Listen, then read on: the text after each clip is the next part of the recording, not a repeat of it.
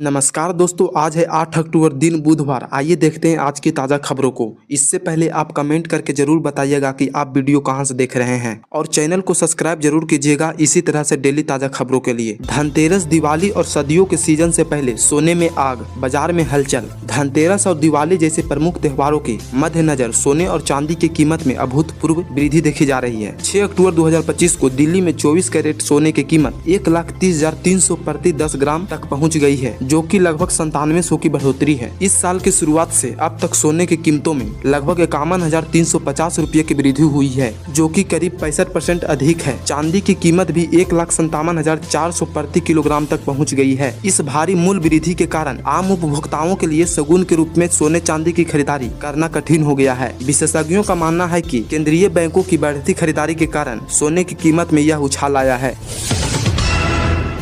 इस बार राज्य में 2 चरणों में मतदान होगा। पहला चरण 6 नवंबर को और दूसरा चरण 11 नवंबर को आयोजित किया जाएगा। इसके बाद 14 नवंबर को मतगणना की जाएगी और उसी दिन यह तय होगा कि बिहार में सत्ता पर किसका कब्जा होगा। बिहार में कुल 243 विधानसभा सीटों पर करीब 7 करोड़ 40 लाख से ज्यादा मतदाता वोट डालेंगे। आयोगों ने कहा है कि इस बार मतदान केंद्र पर डिजिटल मॉनिटरिंग, CCTV कैमरे और सुरक्षा बलों की तैनाती पहले से ज्यादा मजबूत की जाएगी, ताकि मतदान पूरी तरह से शांतिपूर्ण माहौल में हो सके। चुनाव आयोग ने यह भी बताया कि दिव्यांग और बुजुर्ग मतदाताओं के लिए विशेष इंतजाम किए जाएंगे, ताकि वे बिना किसी परेशानी के अपने मताधिकार का उपयोग कर सकेंगे। सुप्रीम कोर्ट ने तेलंगाना सरकार द्वारा स्थानीय निकायों में पिछड़े वर्गों के लिए आरक्षण बढ़ाने के आदेश को चुनौती देने वाली याचिका खारिज कर दी है। याचिकाकर्ता ने इस आदेश को संविधान के अनुच्छेद 14(243)D याचिकाकर्ता ने इस आदेश को संविधान के अनुच्छेद 14 और 243D का उल्लंघन बताते हुए असंवैधानिक और अवैध घोषित करने की मांग की थी। याचिकाकर्ता ने यह भी आरोप लगाया कि इस आदेश से कुल आरक्षण 67% तक पहुँच गया है, जो कि सुप्रीम कोर्ट द्वारा निर्धारित 50% की सीमा से अधिक है। हालांकि सुप्रीम कोर्ट ने याचिकाकर्ता को उच्च न्यायालय में पुनः याचिका दायर करने की अनुमति दी है। अमेरिकी राष्ट्रपति डोनाल्ड ट्रंप ने इजराइल के प्रधानमंत्री बेंजामिन नेतन्याहू को फोन करके कहा कि वह हमेशा उल्टा क्यों सोचते रहते हैं। ट्रंप चाहते हैं कि नेतन्याहू हमास के साथ गाजा में शांति समझौता को सकारात्मक रूप से देखे। इस बातचीत के बाद ट्रंप ने इजराइल से गाजा में हवाई हमले रोकने का आदेश दिया। ट्रंप ने कहा है कि यह नेतन्याहू के लिए जीत का मौका है और यदि हमास समझौता स्वीकार करता है तो युद्ध खत्म हो सकता है। अब अगले चरण में हमास, इजराइल और अमेरिका की बैठक मिस्र में होगी, जिसमें युद्ध खत्म करने और बंधकों की रिहाई पर चर्चा होगी। मध्य प्रदेश और छिंदवाड़ा और बैतूल जिलों में 16 बच्चों की मौत के बाद फाइनली डॉक्टर प्रवीण सोनी को गिरफ्तार कर लिया गया है। उन पर आरोप है कि उन्होंने कोल्ड्रिप नामक खांसी की सिरप बच्चों को दी, जिसमें 48.6% डायथिलीन ग्लाइकोल पाया गया, एक जहरीला रसायन जो किडनी फेलियर और मौत का कारण बन सकता है। डॉक्टर प्रवीण सोनी ने अपनी गिरफ्तारी से पहले कहा था कि वह पिछले 10 वर्षों से इस सिरप का उपयोग कर रहे हैं और यह एक दिन की दवा नहीं है। उन्होंने यह भी बताया कि निजी क्लिनिकों में बच्चों को इलाज कर रहे थे और हाल ही में 100 से ज्यादा बच्चों का इलाज किया था। मध्य प्रदेश सरकार ने सिरप की बिक्री और वितरण पर प्रतिबंध लगा दिया है और डॉक्टर प्रवीण सोनी को निलंबित कर दिया गया है। प्रधानमंत्री नरेंद्र मोदी ने सोमवार को भारत के मुख्य न्यायाधीश CJI BR गवाही पर सुप्रीम कोर्ट में हुए हमले की कड़ी निंदा की और इसे पूरी तरह अस्वीकार्य बताया। उन्होंने कहा है कि इस तरह की घटना हर भारतीयों को गुस्सा में डाल देती है और यह कानून और व्यवस्था के लिए खतरा है। प्रधानमंत्री ने न्यायाधीशों से फोन पर बात की और उनके संयम और शांति बनाए रखने की सराहना की। इस घटना ने देश में न्यायपालिका की सुरक्षा और सम्मान पर चिंता बढ़ा दी है। हमले के तुरंत बाद आरोपी वकील राकेश किशोर को सुप्रीम कोर्ट द्वारा अभ्यास से निलंबित कर दिया गया है। सरकार और सुप्रीम कोर्ट ने भी इस घटना की गहन जांच करने का आदेश दिया है। भारतीय सेना ने ऑपरेशन सिंदूर में लड़ाई के दौरान AI का इस्तेमाल किया। इससे सेना को दुश्मन के ठिकाने का पता लगाने और हमले करने में आसानी हुई। उन्होंने खुद के बनाए तेज AI सिस्टम का इस्तेमाल किया, जो जानकारी इकट्ठा करने, खतरे को समझने और सही निशाने लगाने में मदद कर रहे थे। AI वाले ड्रोन और वायु रक्षा सिस्टम ने दुश्मन के हमले को रोकने में भी काम किया। इस ऑपरेशन ने दिखाया कि नई तकनीकी से सेना को लड़ाई में बहुत ज्यादा फायदा हो सकता है। ब्राजील के राष्ट्रपति लूला ने अमेरिकी राष्ट्रपति डोनाल्ड ट्रंप से ब्राजीलियाई सामानों पर लगाए गए 40% आयात शुल्क और अमेरिकी प्रतिबंधों को हटाने की अपील की। दोनों नेताओं के बीच सोमवार को 30 मिनट की फोन पर वार्तालाप हुई, जिसमें व्यक्तिगत मुलाकात की योजना बनाई गई। लूला ने इस बातचीत को सकारात्मक बताया और कहा है कि जल्द ही अमेरिकी यात्रा करने के लिए इच्छुक हैं। ट्रंप से पहले ब्राजील के पूर्व राष्ट्रपति जायर बोल्सोनारो के खिलाफ चल रही कानूनी कार्रवाई को लेकर आयात शुल्क बढ़ाए थे। इस निर्णय के बाद ब्राजील के वित्त मंत्री फर्नांडो ने इसे सकारात्मक कदम बताया और कहा है कि यह दोनों देशों के रिश्ते के लिए फायदेमंद होगा। दिल्ली सरकार ने सरकारी स्कूलों में कक्षा 6 से 9 तक के छात्रों के लिए पढ़ाई को और बेहतर बनाने के लिए AI मेडिएटेड क्लासरूम प्रोजेक्ट शुरू किया है। इसके तहत 100 कंप्यूटर साइंस शिक्षकों को 2 दिन की ट्रेनिंग दी जाएगी ताकि वे AI का इस्तेमाल करके पढ़ाई को व्यक्तिगत और प्रभावी बना सके। इसके बाद ये शिक्षक अन्य विषयों के शिक्षकों को AI का उपयोग करने के लिए प्रशिक्षित करेंगे। इस पहल से शिक्षकों को नई तकनीकों के बारे में जानकारी मिलेगी, जिससे वे छात्रों की जरूरत के अनुसार पढ़ाई कर सकेंगे और मूल्यांकन भी बेहतर होगा। बिहार समेत 7 राज्यों की 8 विधानसभा सीटों पर आगामी उपचुनाव का ऐलान। हाल ही में भारत निर्वाचन आयोग ने 7 राज्यों की 8 विधानसभा सीटों पर होने वाली उपचुनाव का ऐलान किया है। इनमें बिहार की 4 सीटें शामिल है, जबकि जम्मू कश्मीर, झारखंड, तेलंगाना, पंजाब, मिजोरम और ओडिशा की 1-1 सीटें पर होगी उपचुनाव। इन सीटों का रिक्त होने का कारण कुछ विधायकों का निधन और कुछ अयोग्यता शामिल है। चुनाव आयोग ने इन सीटों के लिए अधिसूचना जारी कर दी है और नामांकन प्रक्रिया जल्द शुरू होगी। चुनाव में सभी मतदाता अपने मताधिकार का प्रयोग कर सकेंगे और सुरक्षा एवं मतदान प्रक्रिया को आसान बनाने के लिए हर जिले में विशेष इंतजाम किए गए हैं।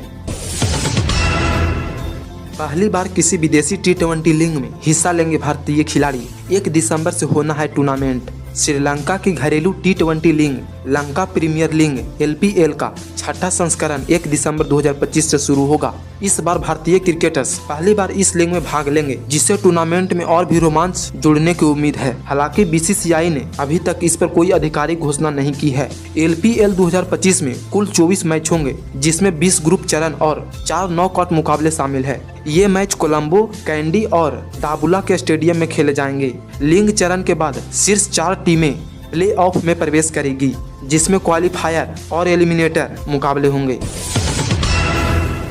भारत संचार निगम लिमिटेड BSNL ने अपनी नई वॉइस ओवर वाईफाई सेवा लॉन्च की है, जिससे यूजर्स अब बिना मोबाइल नेटवर्क के भी वाईफाई के जरिए कॉल कर सकेंगे। यह सुविधा विशेष रूप से उन क्षेत्रों में उपयोगी है जहां मोबाइल सिग्नल कमजोर होते हैं। BSNL ने यह सेवा पहले पश्चिमी और दक्षिणी सर्किलों में शुरू की है और जल्द ही इसे पूरे देश में उपलब्ध कराने की योजना है। इस सेवा को उपयोग करने के लिए BSNL का सिम और Vio वाईफाई सपोर्टेड स्मार्टफोन होना आवश्यक है। पाकिस्तान और अमेरिका के बीच में हुई बड़ी डील। US को सौंप देगा दुर्लभ खनिजों का भंडार। देश के अंदर ही होने लगा विरोध। पाकिस्तान और अमेरिका ने दुर्लभ खनिजों के व्यापार का नया समझौता किया है। पाकिस्तान ने पहली बार अपने दुर्लभ खनिजों की खेप अमेरिका भेजी है। इस डील के तहत अमेरिकी कंपनी ने पाकिस्तान में लगभग $500 मिलियन का निवेश करेगी और वहां खनिजों को संसाधित करने के लिए केंद्र बनाए जाएंगे। पहली खेप में एंटीमनी कॉपर और कुछ खास दुर्लभ खनिज शामिल है। यह कदम पाकिस्तान को दुनिया के खनिज व्यापार में जोड़ने की दिशा में बहुत महत्वपूर्ण माना जा रहा है। त्योहारों के मद्देनजर भारतीय रेलवे ने राजगीर और हरिद्वार के बीच स्पेशल ट्रेन चलाने का ऐलान किया है। ट्रेन संख्या 03223 राजगीर से 10 अक्टूबर से 26 दिसंबर तक चलेगी, जबकि वापसी ट्रेन संख्या 03224 हरिद्वार से 11 अक्टूबर से 27 दिसंबर तक संचालित होगी। यह ट्रेन प्रयागराज, जौनपुर, अयोध्या, शाहजहांपुर, बरेली, मुरादाबाद, नजीबाबाद और हरिद्वार जैसे प्रमुख स्टेशनों पर रुकेगी, जिससे यात्री को सुविधा होगी। यह कदम त्योहारों के दौरान यात्रियों की बढ़ती भीड़ को देखते हुए उठाया गया है। दीपावली पर आतिशबाज बेचने को लेकर प्रशासन सख्त जारी किए ये कड़े निर्देश।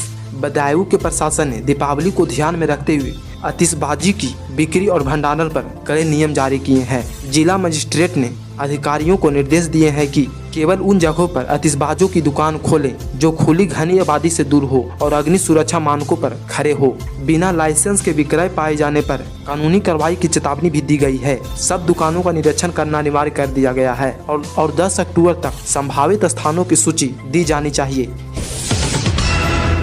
हिमाचल प्रदेश के मंडी और आसपास के जिलों में ठंड बढ़ते ही बच्चों में वायरल फीवर के मामले तेजी से बढ़ रहे हैं, जिससे अभिभावकों में चिंता का माहौल है। स्वास्थ्य विभाग पूरी तरह सतर्क हो गया है और अस्पतालों में निगरानी बढ़ा दी गई है ताकि किसी भी गंभीर स्थिति पर तुरंत नियंत्रण किया जा सके। डॉक्टरों का कहना है कि इस समय मौसम में अचानक गिरावट की वजह से बच्चों की रोग प्रतिरोधक क्षमता कमजोर हो गई है। इसलिए उन्हें ठंडो चीजों से बचाना जरूरी है। राज्य सरकार और स्वास्थ्य विभाग ने लोगों से घर और आसपास की साफ सफाई बनाए रखने, बच्चों को ज्यादा गर्म कपड़े पहनाने, भीड़ भाड़ वाले इलाके से दूर रखने और बुखार या खांसी जुकाम की शिकायतों पर तुरंत डॉक्टरों से सलाह लेने की अपील की। सरकार ने अस्पतालों में टेस्टिंग की रफ्तार बढ़ा दी है और जरूरत पड़ने पर अतिरिक्त मेडिकल टीम भी तैनात करने के निर्देश दिए हैं ताकि हालत पर पूरी तरह से नियंत्रण रखा जा सके।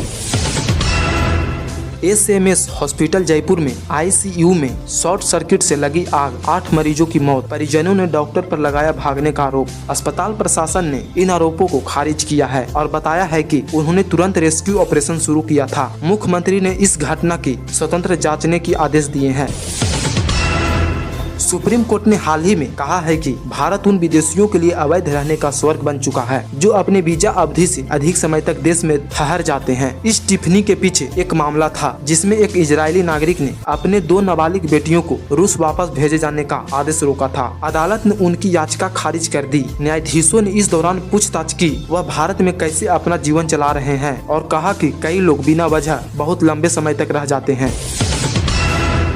दिल्ली के मशहूर लाल किला की दीवारें धीरे धीरे अपनी असली लालिमा खोते जा रही है और काली पड़ते जा रही है, जिसका सबसे बड़ा कारण बढ़ता प्रदूषण। विशेषज्ञों ने बताया है कि दिल्ली की हवा में मौजूद धूल, धुआं और औद्योगिक रसायन दीवारों पर जमकर एक परत बना रहे हैं जो समय के साथ पत्थरों को भी कमजोर कर रही है।